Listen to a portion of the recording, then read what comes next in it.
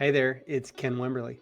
A friend of mine shared a story with me recently, and I wanted to share it with you here.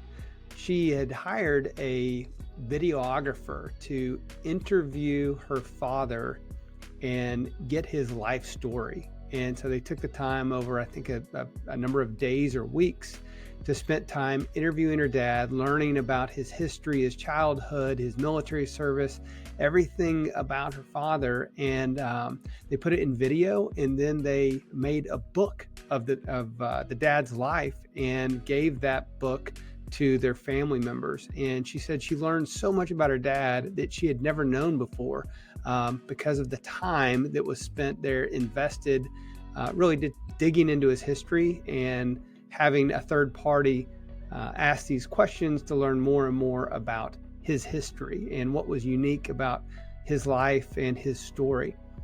And I thought that's a beautiful thing. And he was in his 80s when this was done.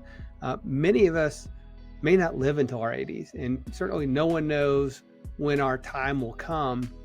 And so I want to encourage each of you to document and record your history, the story of your life, and share that with your children, share that with your grandchildren, share that with your loved ones.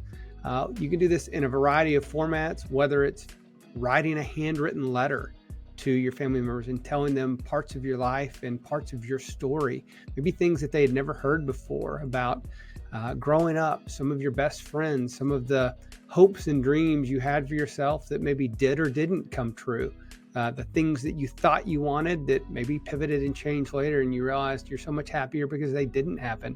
But there's all kinds of parts of our story that deserve to be told and that should be passed on for generations. So you can do it physically, like I was mentioning, in just a letter format. You could send an email. I know some people have set up digital email accounts and sent a variety of emails to their children to be given to them at some point in the future. Kind of part of the challenge there is, what if something happens to you and no one knows about this digital email account?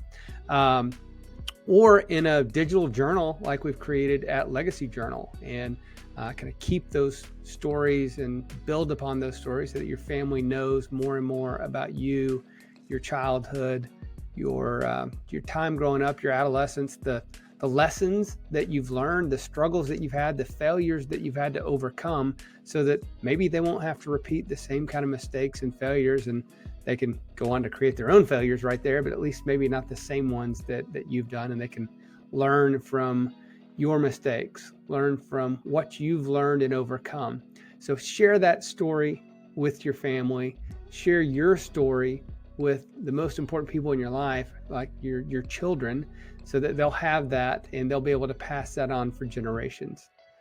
If you liked this video, if this content is something that speaks to you and you're watching this on YouTube, please hit like on the video, subscribe to our channel, and click the notify button to get notified when videos like this become available. And remember this, you're creating your legacy each and every day. Thank you.